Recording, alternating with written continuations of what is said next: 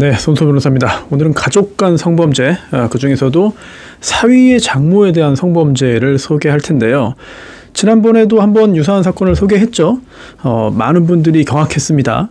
그리고 상당한 충격을 받으신 것 같아요. 댓글도 굉장히 많이 적어주셨는데 실제 현실에는 참 믿기 힘든 일들이 굉장히 많이 벌어지고 있습니다. 눈 감는다고 사라지지 않아요. 그리고 우리가 현실을 인정하고 우리 주변에서 벌어지는 일들을 정확하게 알아야 그러한 일들을 막을 수 있고 또한 우리가 그런 피해에서 좀이라도 더 벗어날 수 있다라고 생각을 합니다. 그래서 오늘도 약간 좀 불편하거나 또는 좀 거북할 수 있겠습니다만 사위의 장모에 대한 성범죄 2건을 한꺼번에 말씀을 드리겠습니다. 자, 첫 번째 사건인데요. 피고인, 사위가 피고인이고요. 피해자는 장모입니다. 53세 장모인데 2019년에 벌어진 사건입니다. 옛날 사건 아니고요. 비교적 최근이죠. 2019년 10월 2일 새벽 5시 30분경에 서울 중랑구에 있는 집, 장모가 거주하는 집에 왔어요, 사위가. 그래서 문을 열어달라라고 한 것도 아니고 또 열려있는 문을 통해서 들어간 것도 아니고 화장실 창문이 있는데 1층이니까요. 길에서 바로 보이는 겁니다. 1층 화장실 창문이 잠겨있지 않았거든요. 그 창문을 열고 넘어서 집 안으로 들어갔습니다. 그래서 방 안까지 갔거든요. 법적으로 이제 방 안으로 침입했다라고 인정이 된 것이고요. 장모가 방에 누워서 자고 있었는데요. 그 옆에 누워가지고 한 팔로 이 장모의 몸을 감았습니다.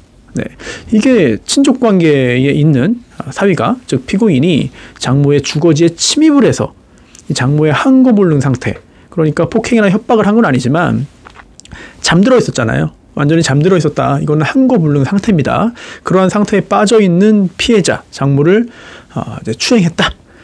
이게 법원에서 인정이 됐습니다. 이게 법을 보면은요, 2가지 범죄를 동시에 하나의 행위로 저지른 거예요. 우선 첫 번째는 성폭력 범죄의 처벌 등에 관한 특례법 위반입니다. 성폭법에 있는 주거침입 준강제추행이고요. 또 같은 법에 있는 친족관계에 의한 강제추행입니다. 한 명이 하나의 행위로 2개의 법을 위반하고 2개의 범죄를 저지른 거죠. 자, 형량을 좀 볼까요? 이 정도면 형량이 얼마나 나올 것인가.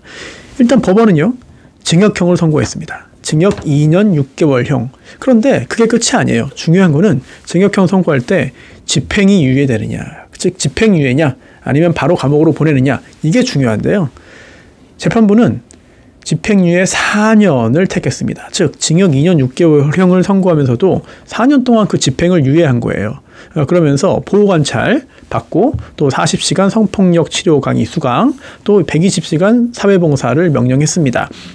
뒤에 붙은 거는 별개로 하고 중요한 거는 징역형이 나왔지만 집행유예다. 자, 이유를 보면은요, 중요한 거는 장량 감경이 이루어졌다는 겁니다. 장량 감경이라고 하는 거는 전체적으로 쭉 들어봤더니 이거 좀 깎아줄 만하다, 이거 형을 좀 감경해줄 이유가 있다라고 봐서 깎아줬다는 얘기죠. 또 중요한 거는 이제 집행유예잖아요. 그럼 집행유예와 장량감경 도대체 왜 했느냐, 가장 중요한 그런 그 양형의 이유를 따져보기 앞서가지고 일단 법률상 처단형의 범위가 어떻게 되는지를 봐야 됩니다. 징역 2년 6개월에서 15년이에요.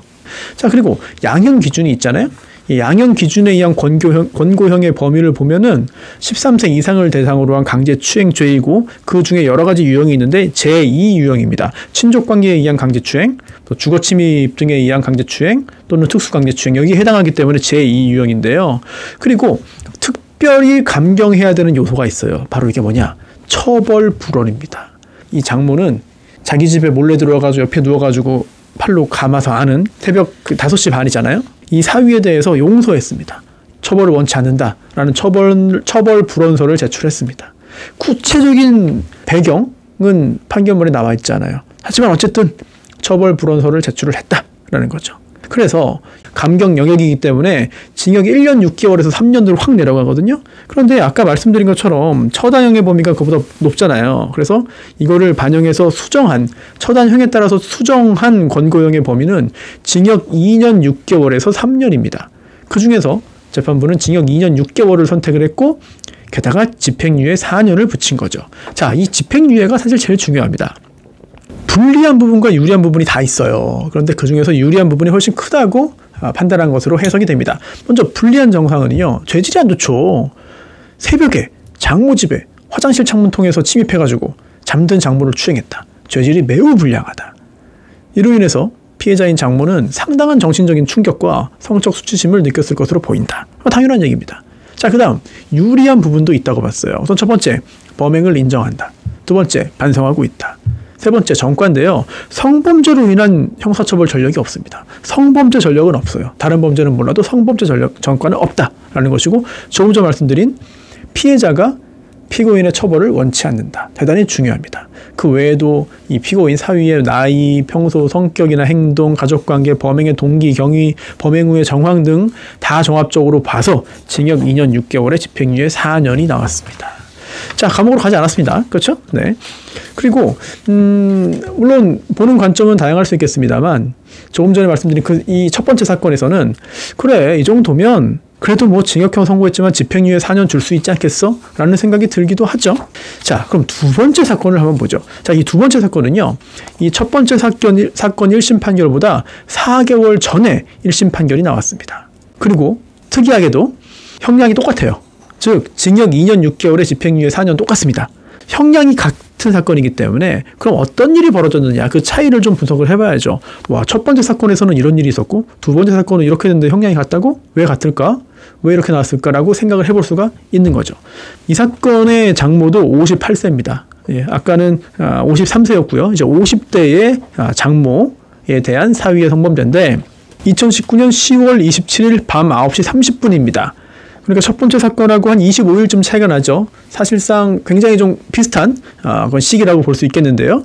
이때 사위의 집인 안산시 상록구에 있는 이 집 거실에서 사위와 장모가 함께 술을 마시고 있었습니다.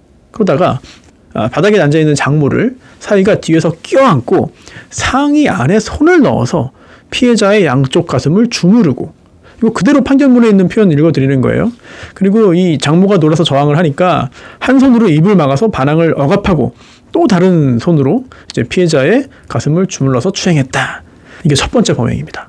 첫 번째 범행, 네, 두 번째 범행이 있습니다. 이게 언제냐면 바로 그 다음 날이에요. 바로 다음 날이라고 하기도 좀 그런 게 밤 9시 반에 첫 번째 범행이 있었는데요. 날이 바뀌어가지고 새벽 6시 반에 두 번째 범행을 한 겁니다. 그럼 장소가 어디냐? 동일한 집이에요, 집. 평소에 이제 같이 살고 있었어요. 그래서 방이, 장모의 방이 따로 있었는데 자기 방, 그러니까 장모의 방에서 그 침대에서 잠을 자고 있는 장모, 옆에 사위가 가서 눕습니다. 그래서 양팔로 장모를 껴안아요. 그리고 자신의 성기 부위를 이 장모의 엉덩이 옷 위로 밀착시켜서 추행했습니다. 이렇게 2회에 걸쳐서 친족관계인 피해자 장모를 강제 추행했습니다. 그리고 형량은 동일한 거죠. 단순히 비교를 해봐도 두 번이나 했으니까 훨씬 더 비난 수위가 높지 않냐. 법률상 처당형의 범위는 징역 2년 6개월에서 22년 6개월입니다. 그리고 양형 기준을 반영했더니 권고형의 범위는 징역 2년 6개월에서 7년 6개월이거든요. 그리고 아까는 처벌을 원치 않는다고 했잖아요. 첫 번째 사건의 피해자인 장모는. 그런데 두 번째 사건, 지금 이 사건에서는 엄벌해달라고 하고 있어요. 그런데 형량은 똑같습니다. 형량이 똑같아요. 두 번째 사건에서도 성범죄로 처벌받은 전력이 없어요. 그리고 이 부분 좀 주목할 부분이 있는데요. 피고인, 즉 사위가 성적 욕망을 만족시킬 목적으로 이 사건 범행을 저지른 것은 아닌 것으로 보인다. 저는 사실 잘 모르겠습니다. 네, 이게 구체적으로 어떤 의미인지 모르겠고요. 성적인 욕망을 충족시키는 게 아니라면은 도대체 뭐죠? 뭐 누가 시켜서 했나요? 아니면 뭐 게임에서 벌칙으로 한 건가요? 또는 뭐 어떤 다른 사정이 있었나요? 판결문이 나오진 않습니다. 자, 그리고 이 장모는 굉장히 많이 화가 났습니다. 그리고 법적으로도 이 사위를 용서하지 않았습니다. 왜냐하면 고소해서 형사재판으로 보낸 것뿐만 아니라 위자료 1,000만 원 달라는 민사소송을 제기했어요. 거기에서 사위가 1,000만 원 공탁을 했다라고 판결문에 나와 있습니다. 그 외에도 잘못을 모두 인정하고 반성하고 있다. 이런 부분들을 두루두루 고려해서 이 두 사건 모두 징역 2년 6개월에 집행유예 4년이 나왔습니다. 자, 이렇게 굉장히 비슷한 시기에 발생한 상당히 유사점이 많은 두 사건을 함께 알아봤습니다. 비슷한 점도 있지만 차이점도 있죠. 우선 성범죄 전과가 없다는 점은 중요하고요. 인정하고 반성하고 있다는 점 역시 마찬가지입니다. 다만 사위가 장모에게 성범죄 저지른 거잖아요. 죄질이 매우 좋지 않습니다. 그리고 또 첫 번째 사건에서는 합의가 되었지만 두 번째 사건에서는 그렇지 않거든요. 그런데도 형량은 동일하다. 게다가 첫 번째 사건을 한 번 했고 두 번째 사건은 두 번에 걸쳐서 했는데 형량이 동일하다는 점. 자, 세상에는 참 별별 사건이 다 있죠. 세상이 참 무섭습니다. 네, 사람이 싫고 이런 일이 지금도 어디선가 벌어지고 있어요.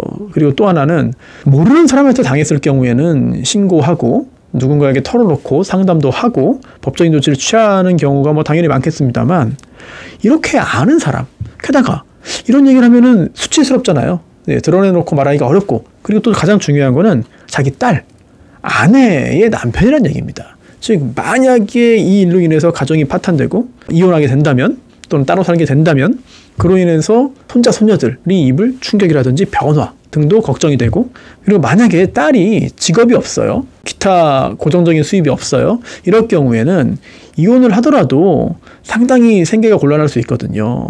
그렇다면은 이런 걸 여러 가지 두루두루 고려해서 그냥 내가 참고 말자, 내가 그냥 참자, 이런 생각을 하게 될 수도 있습니다.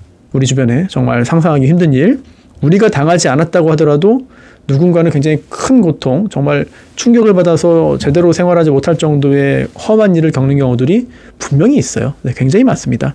그 많이 벌어지는 것 중에 일부가 수사기관으로 가고, 또 그 중에서 수사 후에 또 일부가 재판으로 가고, 또 그 중에 일부가 형사처벌을 받고 이렇게 판결문을 통해 우리에게 알려지는 거거든요.